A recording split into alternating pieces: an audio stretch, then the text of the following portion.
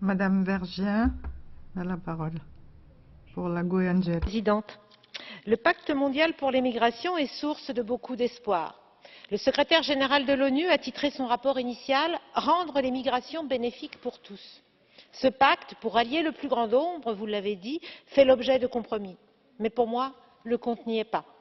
À l'heure de la mondialisation, de l'interconnectivité croissante, tous les êtres humains ne sont pas égaux en droit et en dignité face à la mobilité et à la migration. Ce droit n'est ouvert qu'à un tiers des habitants de la planète.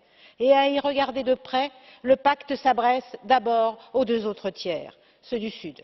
Imaginons que l'on applique chacun des objectifs du pacte aux migrants de nationalité européenne.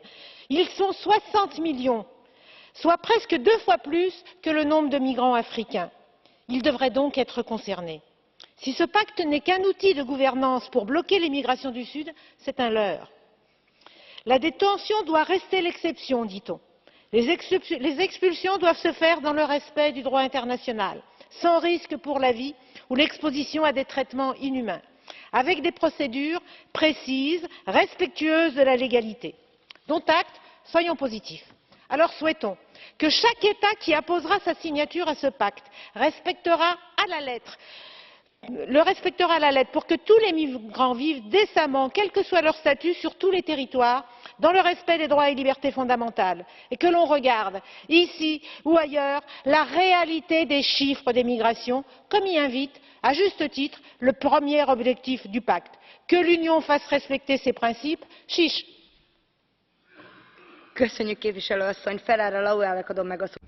vous remercie, Madame Ferrara.